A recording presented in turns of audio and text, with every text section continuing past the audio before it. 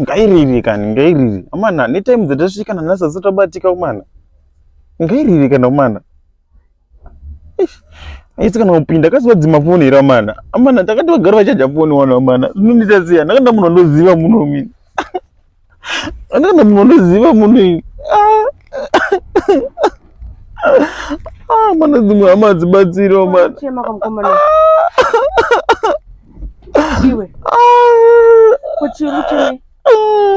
mukoma wangu akati ndibve Zimbabwe ndiyo South Africa iye zvinobhazi rasvika handina munhu wandoziva ini munhu andidzimira foni yayo ichapindi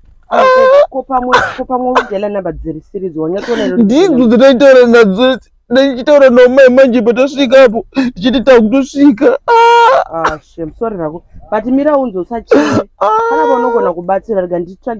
ndiana anondibatsira bhazi rasvika madrivers aripanze anogona kukubatsira rega ndinotsvaga panze apa ndikuya usachema usachemesha zvinowanika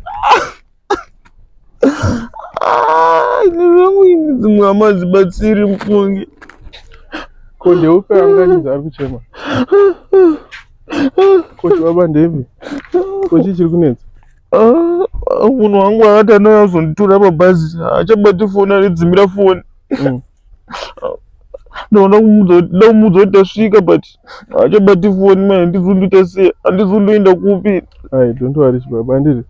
alright wambozama kuvafonera ndazama kuvafonera haisi kupinda aiwa zvinoti ona zvatakuita kachibaba ndichazama kuvafonera handika kana kuri kunzi vakarambisisa zvachose handika svika mangwana handiti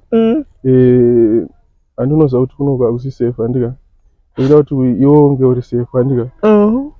saka kunzi vakarambisisa zvachose kubatika handika chakutora kuno kuSouth Africa kusi safe kuti uenda pese pausingazivi saka togona kudzokera newe kuZimbabwe zvakanaka mari transport tinokuendesa for free chikafu for free handika don't worry usatya ndi chazama kuvafonera nhasi amangwana makuseni usatya ndi baba alright tiri vo mabosi